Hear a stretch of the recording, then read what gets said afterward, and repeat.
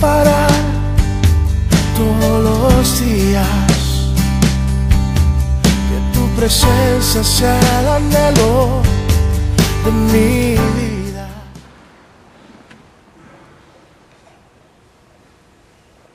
It was a cold, chilly morning, and a sparrow was flying by. A little piece of hail falls on one of his wings, and the sparrow feels that the sky is falling down. So right away the sparrow falls down on the floor, lies flat on his back, and puts his two little feet up. As the sparrow lies there in the middle of the ground, a bunny comes hopping around and says, "Sparrow, what are you doing lying in the middle of the road with your feet up?" And the sparrow says, "Haven't you heard? The sky is falling." And the bunny laughs. "Ah, the sky is falling. And what are you doing lying down with your feet up?" "Well, I'm going to hold it up when it falls." And this bunny laughed just like you laughed. And the bunny says, "You're going to hold up the sky when it falls with your two little feet?" He says, "Yeah, buddy.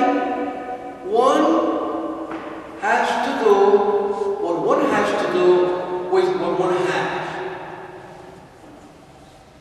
And that's the main lesson today, my friends. You do what you have to do with what you have. And all we have as baptized believers in Jesus is our greatest self. Now, Lent is the whole process of shaking us up to understand that we have been redeemed. Lent is about looking at what is it that you have. It's an assessment of where have we come in the faith journey.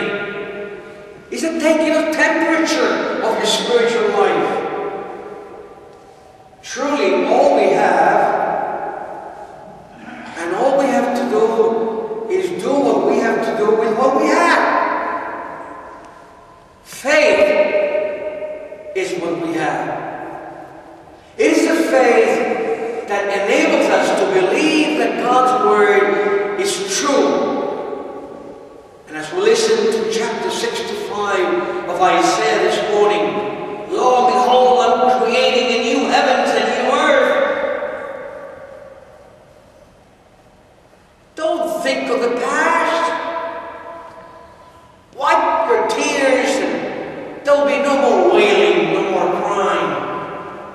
Death will no longer reign. That is a hope-filled message in the midst of our Lenten journey. We need to refresh, to restore hope, precisely because when we come many times to turn with ourselves, we don't feel too good. Life is heavy. People are miserable. Well, all we have, my friends, is ourselves and the gift of the Spirit. It is the gift of the Spirit that helps us to appropriate the message of the gospel. And the centurion, the royal official, came, "Please come down and heal my son." "Ah, you people," said Jesus, "unless you see signs and wonders, you will not believe." The signs and wonders given to us is precisely the crucified Lord who proclaimed the triumph of life over death. All we have is faith, a hope-filled faith, and a deep conviction that we too can be healed if we do take account of our wounded self. We have all been wounded from the original faults of our foster parents, our former parents. And as we face the task of holiness, we we need to believe that we can heal from our wounds. As we come to assess our spiritual life, our spirituality should be an affirmation of God's working in us, of God's Spirit, prompting us to go beyond our pity, our self-pity, many times our negativity as we face life.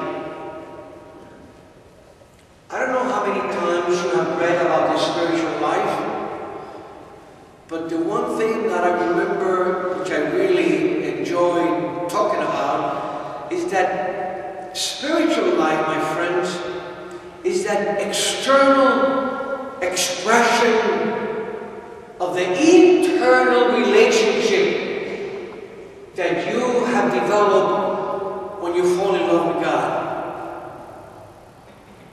The spiritual life is your external expression of the internal relationship which you have developed when you fall in love with God. And as we treasure the faith given to us, and as we consider our own woundedness and the need for healing, we do well to review what is the spiritual experience. Someone described these spiritual experiences as we go through 3 different stages. Now don't laugh. We are drilled, we are skilled, and we are thrilled. That is a spiritual life.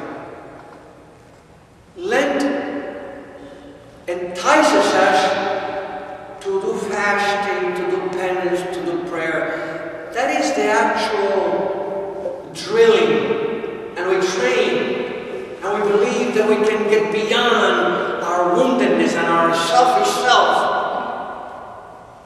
And then as we drill, we kind of enjoy being capable of overcoming temptation, of being strong and firm and generous and responsive. And then we're skilled. And we find ourselves capable of handling life and handling, overcoming temptation, we are thrilled. So, midterm in our Lenten journey, very much aware that we have to do what we have to do with what we have. We have faith. We have our wounded self. But we have grace that overflows beyond our wounded self. And how blessed we are to once again renew and review that if sin abounds, grace abounds even more. So my friends, let us be aware. We do what we have to do with what we have. And we have grace, and we have God's healing love. No more tears, no more wailing. The past is gone.